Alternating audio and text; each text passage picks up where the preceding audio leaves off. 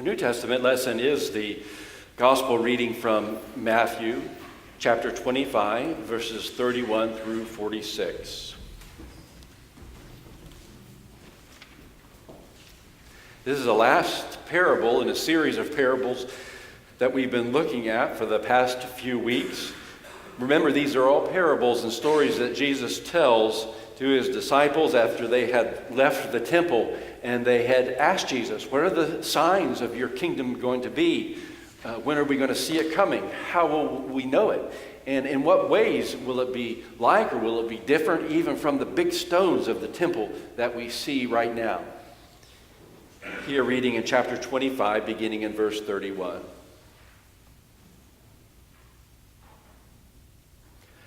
When the Son of Man comes in his glory, and all the angels with him, then he will sit on the throne of his glory. All the nations will be gathered before him, and he will separate people one from another as a shepherd separates the sheep from the goats. And he will put the sheep at his right hand and the goats at the left. Then the king will say to those at his right hand, "Come, you that are blessed by my Father, inherit the kingdom prepared for you from the foundation of the world. For I was hungry, and you gave me food. I was thirsty, and you gave me something to drink. I was a stranger, and you welcomed me. I was naked, and you gave me clothing. I was sick, and you took care of me. I was in prison, and you visited me." Then the righteous will answer him, "Lord, when was it that we saw you hungry and gave you food, or thirsty and gave you something to drink? And when was it that we saw you a stranger and welcomed you, or naked and gave you clothing? And when was it that we saw you sick or in prison and visited you?" The king will answer them, "Truly I tell you, just as you did it to one of the least of these who are members of my family, you did it to me." Then he will say to those at his left hand, "You that are accursed, depart from me into the eternal fire prepared for the devil and his angels. For I was hungry, and you gave me no food. I was thirsty, and you gave me nothing to drink. I was a stranger, and you did not welcome me, naked, and you did not give me clothing, sick and in prison, and you did not visit me." Then they will also answer, "Lord, when was it that we saw you hungry or thirsty, or a stranger, or naked, or sick, or in prison, and did not take care of you?" And then he will answer them, "Truly I tell you, just as you did not do it to one of the least of these, you did not do it to me. And these will go away into eternal punishment, but the righteous into eternal life." The word of the Lord.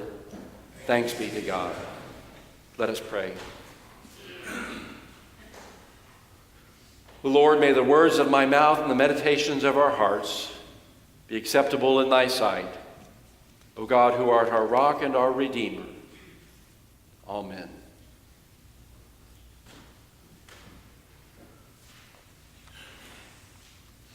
Well, we did it again. We got through another Thanksgiving, and we got another holiday season underway. I always feel like it's something of an accomplishment. I don't know about you, but to get through all the traveling and activities of Thanksgiving, the cooking and eating, and just start moving forward into the Advent season, which we see coming next week, I feel like it's something of an achievement. So I congratulate you, and I double congratulate you for showing back up for church the Sunday after all that hard work that you have accomplished. We got it underway again. But does it ever seem to you like, in some ways, we're doing the same thing over and over and over again? Some of these holiday celebrations, the same food, great food, wonderful food, but the same food over and over again. Too much food that I put on my plate. I ate too much. Once again, I had convinced myself to stop with one plateful, but I didn't, and I ate a little bit more until I had to go lie down afterwards and take a nap. Same thing again and again. How many years has that been going on? So I'm beginning to wonder, are we just sort of caught in a cycle of holiday festivities and celebrations that we celebrate again and again? And then there are other crazy things going on every year at this time. The return of the Black Friday shoppers. As I was listening to some of the reports on that on TV and hearing some of the things that people said, I heard some folks saying, we do this every year. We do it for the experience. I think to myself, well, it might be time for you to branch out and do some new experiences. Or one person said, next year we're going to bring an air mattress. The ground got hard as we were sleeping out here on the sidewalk waiting for the stores to open. And then the one that sort of just got me, and I've been pondering, a woman said, this is our annual mother and daughter shopping event. And we do it every year. Every year. Every year? We do the same thing again and again sometimes. It'll be the return of the annual blockbuster movies, another new episode of Star Wars. Maybe you've seen it coming. I actually kind of like the return of Christmas tree lots. I like to see if they're coming back to the same place that they've always been, but if they're changing lots, I like to drive around a little bit and see if I can find where the folks were that I bought my tree from for the past few years, and I have. It's right over here on the corner of Mills in Nebraska, if you want a good place to get a Christmas tree. Even like to see the return of lights and decorations, but not too soon. And I apologize if I said ugly things about your house if you put your lights up before Thanksgiving already. It's appropriate for the lights and decorations to return, but not until after Thanksgiving. Some things almost don't seem to change, do they? But as we think about it and as we experience it, there are some things that are changing. One of the kind of interesting things that is changing that I heard commentators talk about was that this is going to be the first year where online sales on Black Friday would actually surpass sales in brick and mortar stores, so that retail brick and mortar stores were actually beginning to have to question their existence. I know that's an existential question. If we don't exist for Black Friday, what do we exist for? But it's change. It is some change. I experienced change myself this year. I rode home most of the trip from Alabama, half the way just with John Daniel, the rest of the half of the way driving by myself, and I realized how different that was. I remember all the years where a very significant part of our trip was to pack all the kids in the car up there in North Alabama and start the long drive home, year after year after year. Remember stopping always to get them some breakfast morning snacks. I remember the year Donald and John Daniel were probably about 7 and 4 years old, and they both said they wanted strawberry milk and chocolate milk for their breakfast snack. And they got in the car at about 7 o'clock, and they both drank their milk in about 30 seconds each. And, and about 2 minutes later, they both were throwing their milk up all over the car. And I remember that year driving all the way home from North Alabama with the windows open. So it's good, isn't it, that some things change and that we're not just doing the same thing year after year. One thing I realized was different this year was I didn't listen to any Christmas music on the whole way home. It used to be that I would declare kind of a reprieve, and on the day after Thanksgiving it seemed like it was okay that you could start to listen to Christmas music on the long drive home, as all the stations would start to play it regularly 24 hours a day now. But didn't do that this year. Instead, riding home with John Daniel, I listened to a lot of music I had no idea what it exactly is. And I long for the days of Christmas music again. Even in the midst of so many things that are the same, there are some differences.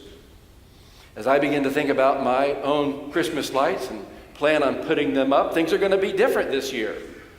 Because while I was in Montreat this summer, Shirley Jones came over to our house, and she and Helen decided on all the bushes that could be pulled out and cut down, and they just went about it without consulting me at all. And so now I'm having to reevaluate and readjust where I'm going to put all the Christmas lights in my yard this year. It's a hard change. It's a hard change, but it's going to be a change. Does it ever feel to you that this moment in the church year kind of feels like getting through Thanksgiving is like pushing a giant boulder just over the top, and now it's coming down the hill and getting ready to crush you at some point during the Christmas season. Well, here we are. Here we are, and in the midst of our church's liturgical calendar, here we are at Christ the King Sunday, which signifies the end of the church year. And in a sense, the church says, this is what we've been moving toward all year long. As we began to anticipate Christ's birth during the season of Advent, we've been moving toward this moment when we will celebrate and sing about and ponder the reign and rule of Christ over all of our lives, over all of creation. Because that's the nature of time and life that we find ourselves in, that we affirm as Christians, that Jesus Christ is Lord and Jesus Christ is King. And as we move toward that today in Matthew's Gospel, the lectionary readings for this particular Sunday always come to the end of his Gospel, and they talk about the end. And they talk about the end using these parables, and in particular the parable of the great assize, the great judgment, which it is sometimes called in Matthew's Gospel.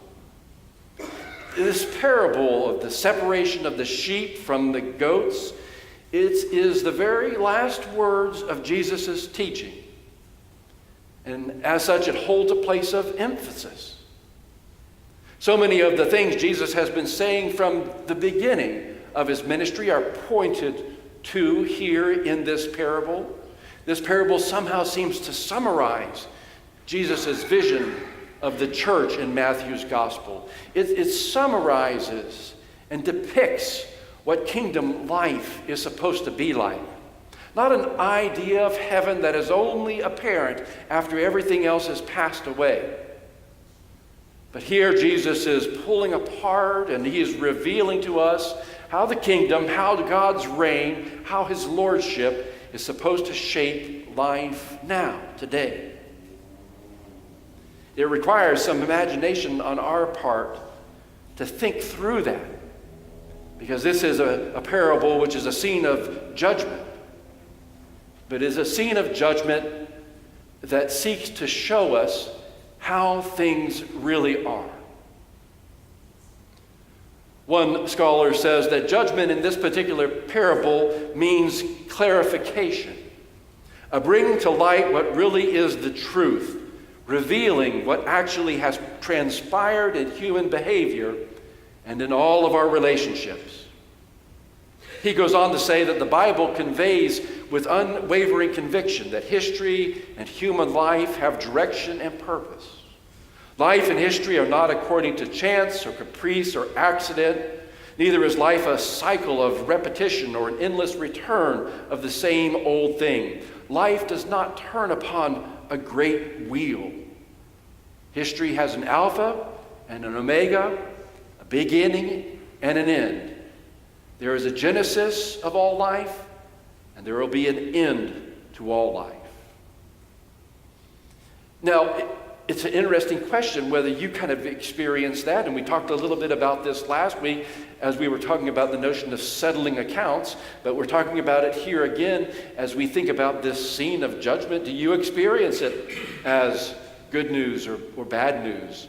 How do you feel about this separation of the sheep and the goats, or the way that Ezekiel the prophet described it? The separation of sheep is just the fat sheep over here and the skinny sheep over here, the strong sheep over here and the weak sheep over here. As we visited with family members in Birmingham, the church where a lot of Helen's family has gone to church throughout all their lives in Birmingham is called Independent Presbyterian Church, which is kind of an oxymoron. Independent Presbyterian churches by their nature are connected with each other. But this church in the early 1920s was a little bit contrary, and so they decided to pull apart and separate from some of the other Presbyterian churches and declared themselves to be Independent Presbyterian Church. It is a beautiful, large, historic church.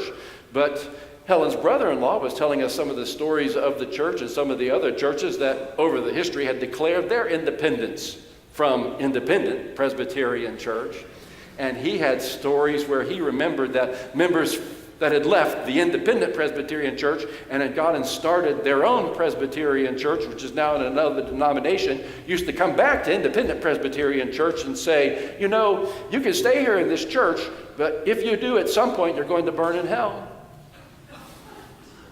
That was the kind of things that they were saying back and forth to each other as they were sorting out who was going to be independent and who was going to be not so independent and who was going to be in which church and in which church.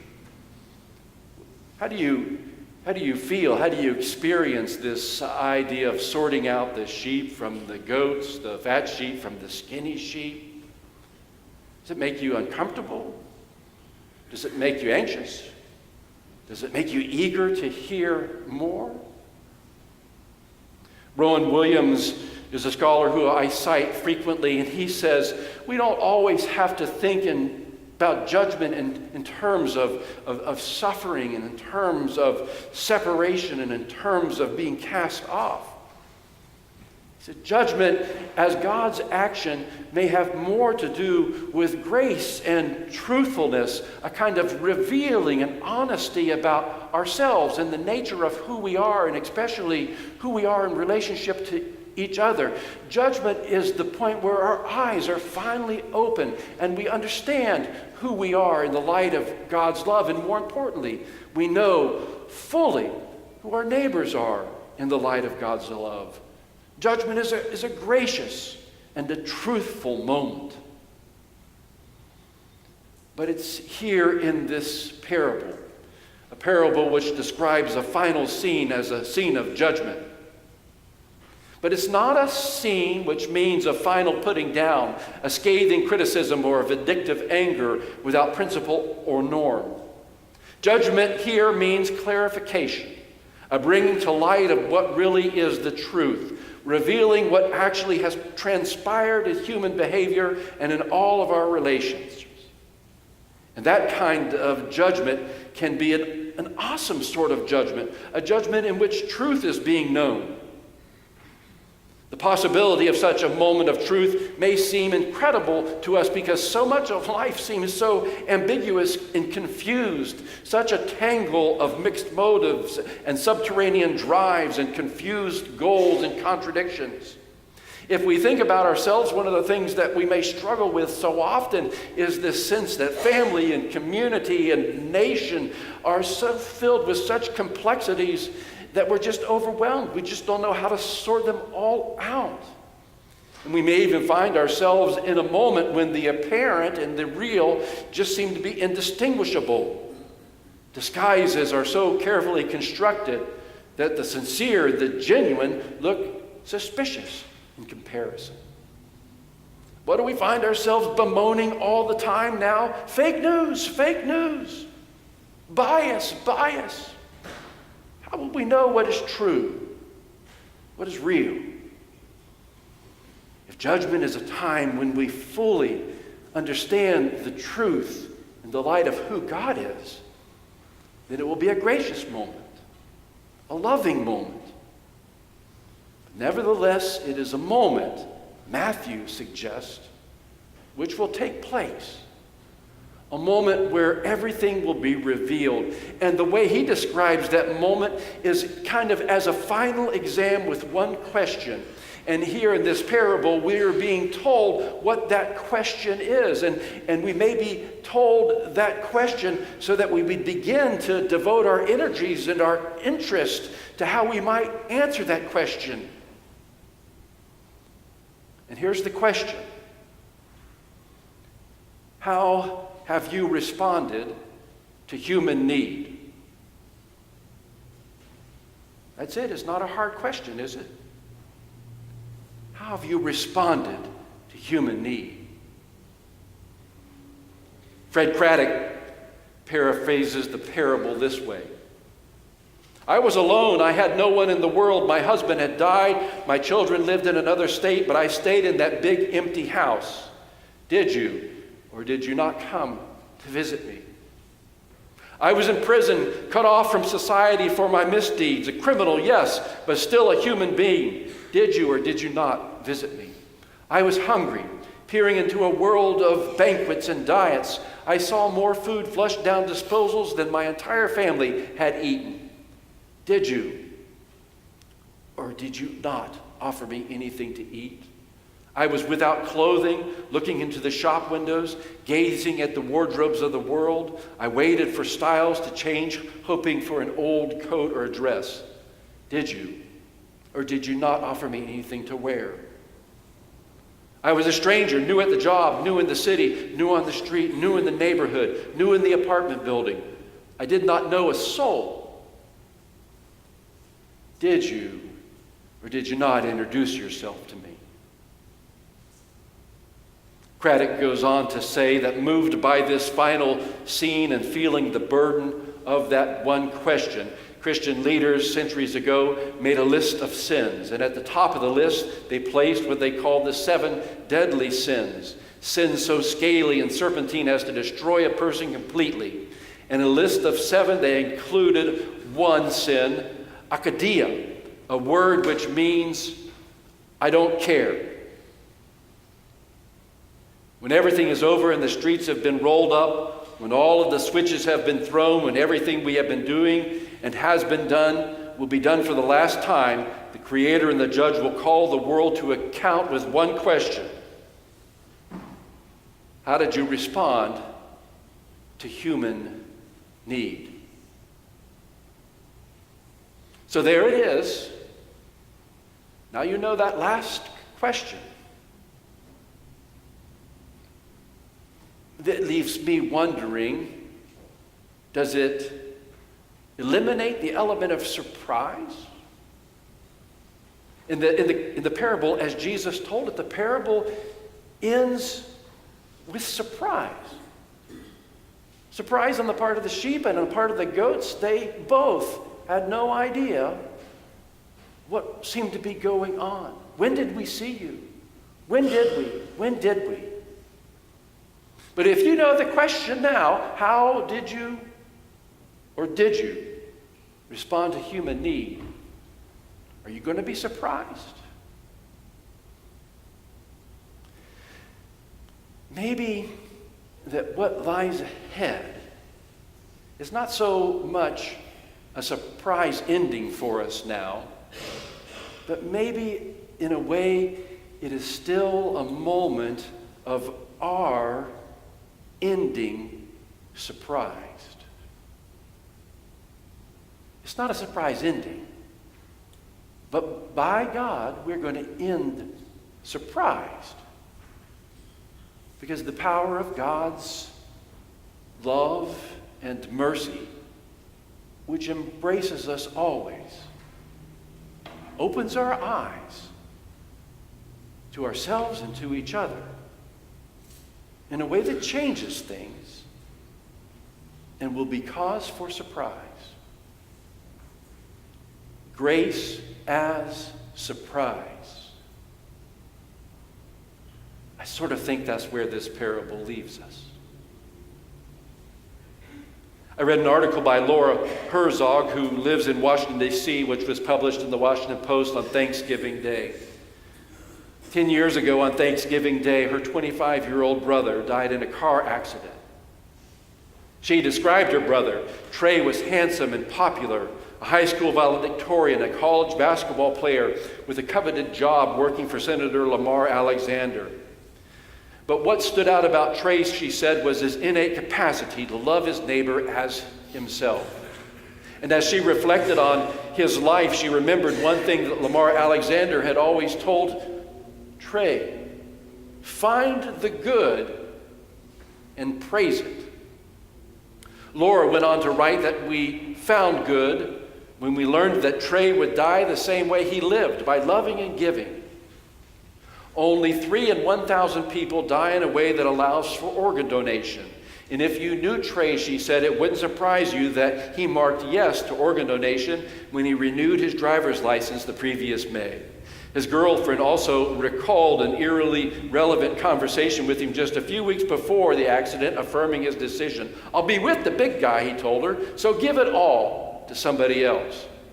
And as a result, 5 people, 2 single mothers in their 40s, a 56-year-old mother of 2, a 36-year-old uncle, and a 62-year-old doctor, a father of 4, received a Thanksgiving miracle, a life-giving organ from my brother. And in a divine plot twist, she said, one of Trey's kidneys went 250 miles away to a man living down the street from my mother and stepfather.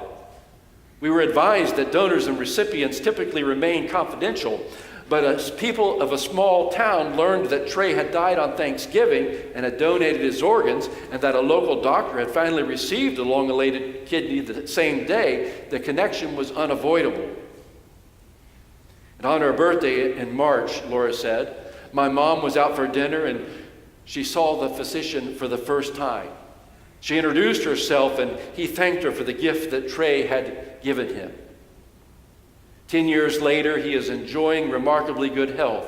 He's remarried. He's watched his grandchildren go and continued his 40-year medical practice, now serving veterans. Laura said, it turned out the stranger Trey helped with the gift of a kidney wasn't a stranger. He was a neighbor. It made me realize there are no strangers. Surprise! Only neighbors awaiting our love and kindness in ways big and small. Maybe we're asking the wrong question. It isn't who are the sheep and who are the goats and how are we going to know the difference between them. Part of the surprise is that when we try to answer it, when we try and make that determination ourselves, when we try and declare about each other, you look like a goat, you're acting like a goat, you must be a sheep to me, what we are doing is getting it wrong. When we ask who is in need, who is awaiting love and kindness, who can we help, then we're getting it right. That's the question. And that's the answer, grounded in God's love and in God's mercy. That's the question that anticipates the future by trusting Emmanuel, God with us. Trusting Jesus who said, blessed are the poor in spirit, blessed are those who mourn, blessed are the meek, blessed are those who hunger and thirst for righteousness, blessed are the merciful, blessed are the pure in heart, the peacemakers.